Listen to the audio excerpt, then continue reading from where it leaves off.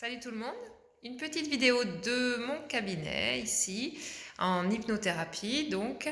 Euh, je vous fais cette vidéo parce que j'ai eu plusieurs demandes, plusieurs questions en rapport justement avec l'hypnothérapie. Qu'est-ce que c'est? Pourquoi faire de l'hypnothérapie? Du coup, je me suis dit, il doit y avoir plusieurs personnes certainement qui se posent ce genre de questions en ce moment et j'aimerais y répondre.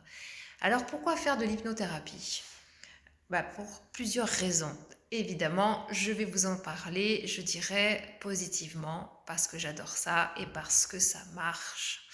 Parce que ça fait bientôt 2000, bientôt 8 ans, ouais c'est ça, non ça fait 8 ans que je pratique l'hypnose, l'hypnothérapie, c'est-à-dire la thérapie par l'hypnose, d'accord?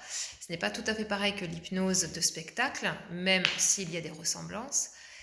L'hypnose de thérapie, d'accord? L'hypnothérapie, évidemment, comme son nom l'indique, c'est pour faire une thérapie, ou en tout cas un travail sur soi, ou en tout cas pour mieux se connaître, pour changer certaines choses qui nous posent souci, qui nous handicapent dans la vie, travailler des peurs, travailler des traumas, hein, des traumatismes divers, même s'ils sont très anciens, peu importe.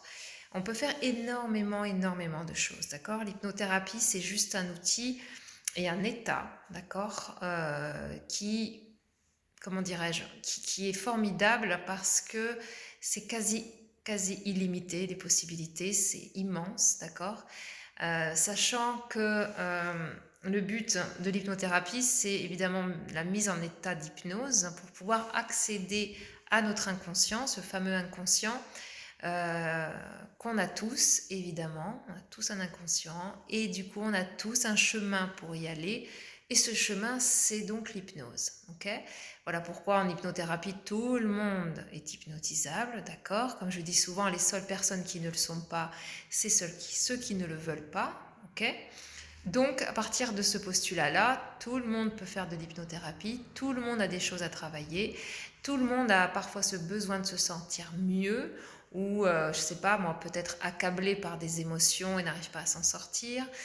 Comme je disais tout à l'heure, travailler peut-être des vieux traumas ou des traumas récents, travailler des manques de confiance, un manque de confiance, hein, travailler, je sais pas moi, des mauvaises croyances, comme croire qu'on est nul, croire qu'on n'est pas capable, on peut faire, mais je pourrais même pas faire une liste, d'accord? Je sais pas si vous voyez d'ailleurs, derrière moi d'ailleurs, il y a une espèce de petite liste que j'ai eu faite sur la fiche hypnothérapie, hein, vous voyez en miroir, vous inversez. Je ne pouvais pas tout mettre, hein, j'ai mis quelques possibilités, quelques exemples, mais c'est vrai que moi dans mon cabinet, je fais énormément de choses différentes, que ce soit du simple stress, je mets simple entre guillemets, hein, du simple stress à la perte de poids, à l'arrêt du tabac, au deuil, aux séparations douloureuses, au traumatisme, enfin, je sais pas, la confiance en soi, les angoisses, les phobies, les douleurs, enfin les insomnies. Vous voyez, on peut faire énormément de choses et aussi un travail sur soi, c'est-à-dire arriver à mieux se connaître, une meilleure connaissance de soi, une meilleure connaissance de ses mécanismes, de ses stratégies mentales. Euh, c'est immense, d'accord, les possibilités. Et c'est vrai que moi, j'aime bien, quand je reçois mes patients, de pouvoir avoir aussi une partie explicative. J'aime que les personnes comprennent, prennent un peu plus d'autonomie. Voilà, je donne des outils, hein, pour se sentir mieux, pour pouvoir mieux s'observer, mieux se comprendre. Et ensuite, on fait la séance d'hypnose, où là, évidemment, la mise en état d'hypnose, c'est moi qui la pratique. Et on a déterminé ensemble, mon patient et moi-même, un objectif et on y va. On fait tout le nécessaire pour aller dans cet objectif, pour pouvoir réaliser en tout cas cet objectif par le biais de notre inconscient, par le biais... après, je ne vais pas rentrer dans les détails parce que c'est un petit peu compliqué et ce ne sera pas forcément intéressant pour vous. Mais en tout cas, il y a énormément de protocoles thérapeutiques, énormément de processus à travailler, de choses à faire.